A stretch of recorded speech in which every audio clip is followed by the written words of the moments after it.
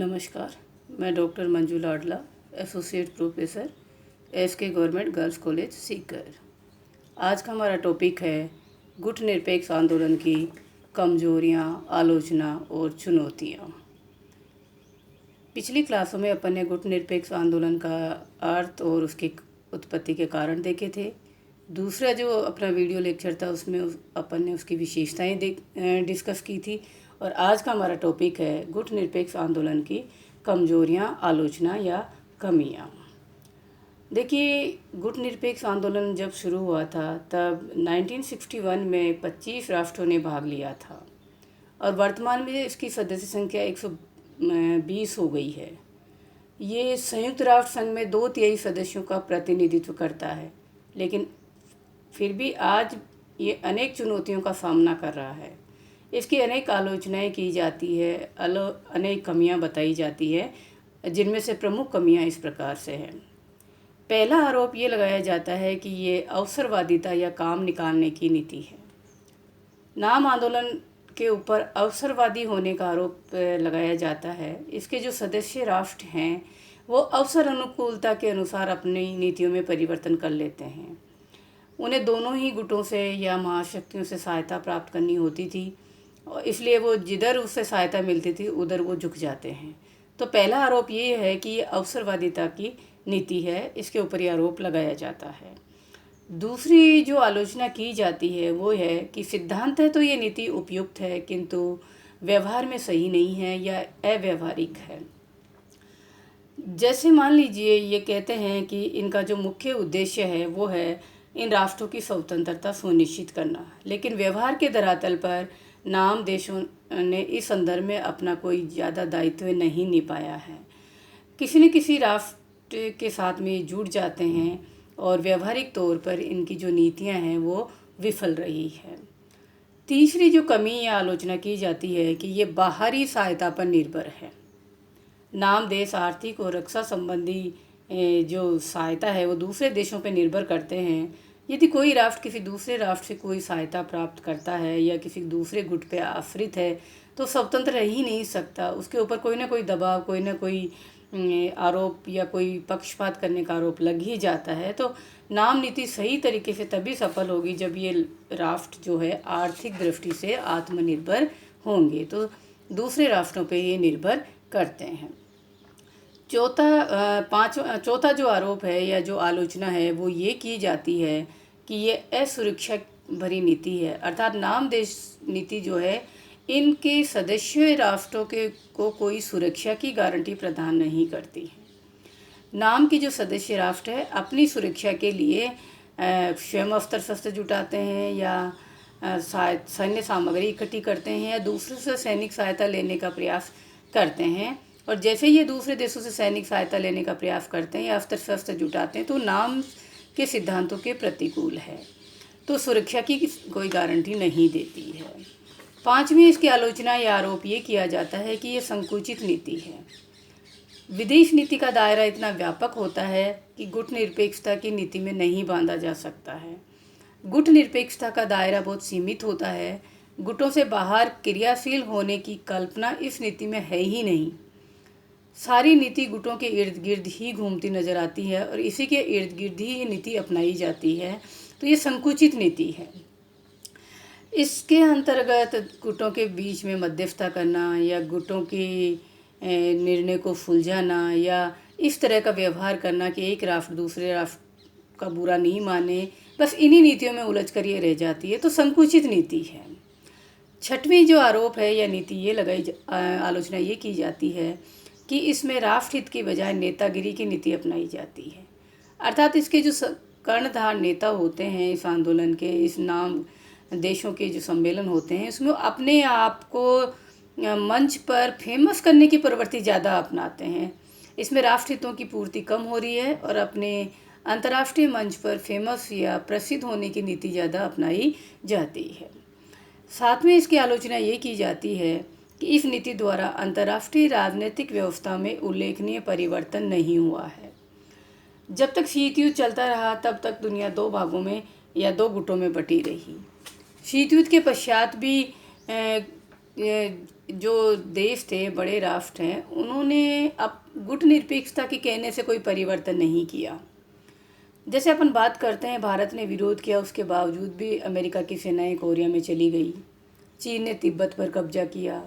Lebanon में America फ़ौजें घुसी। Hungary Czechoslovakia में सोवियत संघ की फ़ौजें घुस गई।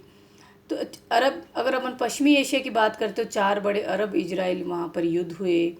तो इन चीज़ों में नाम की जो भूमिका है वो नगण्य रही है। एशिया अफ्रीका के देशों की स्वायत्तता में खूनी संघर्ष हुआ।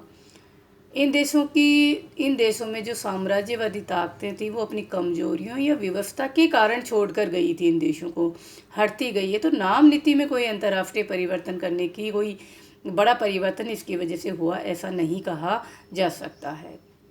8वां बिंदु हमारा यह है, आलोचना ये की जाती है कि ये दिशाहीन आंदोलन है।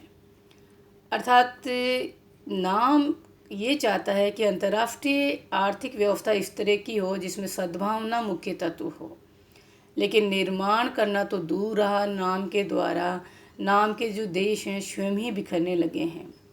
सम्मेलन होते हैं जब गुटबाजी नज़र आती है सदस्य देशों में, तो ये जो है महाशक्तियों का खिलवाड़ का प्रतिबिंब मात्र बनकर रह गया है। एक दिशाहीन आंदोलन है। सदस्य देश आपस की कोई एक दिशा नहीं है। 9वां बिंदु हमारा यह है कि नाम राष्ट्र में बुनियादी एकता का अभाव है। अर्थात समृद्ध राष्ट्रों के विरुद्ध, शोषण के विरुद्ध मोर्चा खड़ा करने की बजाय ये देश आपस में ही कोई एक दूसरे की सहायता करने की कोई नीति नहीं बना सके हैं। नाम देश एक दूसरे की आलोचना करते हैं, प्रति आलोचना करते हैं और एक दूसरे की मदद भी नहीं कर पा रहे हैं सही ढंग से। उनमें खुद में भी एकता का अभाव है।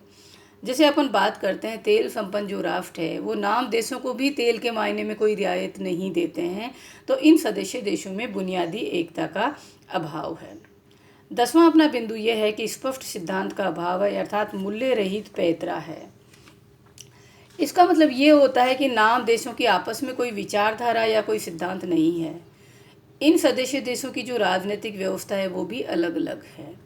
इन देशों की शासन पद्धतियां न केवल भिन्न भिन्न हैं, बल्कि इनकी अर्थव्यवस्था के स्वरूप और समस्याएं भी एक दूसरे से भिन्न हैं। इसलिए इसको आरोप ये भी लगाया जाता है कि मूल्य रहित पैतरा है। 11वां जो अपना बिंदु है वो ये है कि पारस्परिक तनाव और वैमनस्य। नाम देशों में भी आपसी तनाव है, पारस्परिक मतभेद चलते हैं, सीमा विवाद है। जैसे भारत और पाकिस्तान की बात करते हैं, कश्मीर का मुद्दा चला आ रहा है। तो इन देशों में खुद द्विपक्षीय मुद्दे उलझे हुए हैं और ये सम्मेलन वगैरह में अपने द्विपक्षीय मुद्दे उठाने का प्रयास करते हैं। तो पारस्परिक वैमनस्य है, तनाव है, इसकी वजह से भी ये ज़्यादा सफल नहीं हो पाता। 12वां जो अपना मेन बिंदु वो ये है कि ये कथनी और करनी में इनमें अंतर है। गुटनिरपेक्ष आंदोलन की कथनी और करनी में बड़ा अंतर है। जैसे अपन बात करते हैं सबसे बड़े शांति आंदोलन की हम इसको संज्ञा देते हैं, लेकिन अगर सच्चाई ये है, देखें गौर करें तो सेकेंड वर्ल्ड वार के पश्चात जितने भी युद्ध लड़े गए हैं वो नाम देशों द्वारा ही लड़े गए हैं। इसी तरह अपन बात करें कि नाम देश शस्त्रों की होड़ को रोकने के लिए अपील करते हैं, लेकिन स्वयं खुद सुरक्षा के नाम पर अस्त्र शस्त्र इकट्ठे करते रहते हैं, बहुत बड़े खरीदार के रूप में विकसित हो रहे हैं।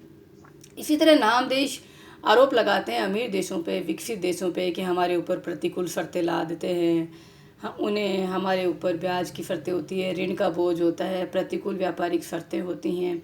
इस तरह के आरोप लगाते हैं, लेकिन स्वयं आज तक अपनी आर्थिक विषमताओं को नहीं दूर कर पाए।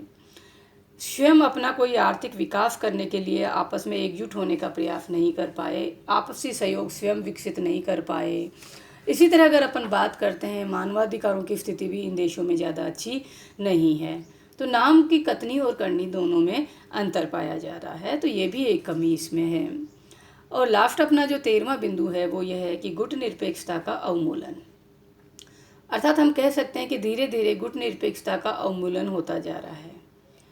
जैसे मान लीजिए अब बात करें कि अब महाशक्तियों को गुटनिरपेक्ष देशों की आवश्यकता नहीं होती हैं। महाशक्तियाँ या बड़े राष्ट्र आपस में स्वयं ही हॉटलाइन पर एक दूसरे से बात कर लेते हैं, अपने मतभेद दूर कर लेते हैं और सीधा संवाद संभव कर लेते हैं। नाम नीतियों में स्वतंत्र दृष्टिकोण का अभाव है। इनकी नीतियाँ पश्चिम या पूर्व अधिकांश कहीं ना कहीं किसी न किसी से जुड़ी हुई होती है।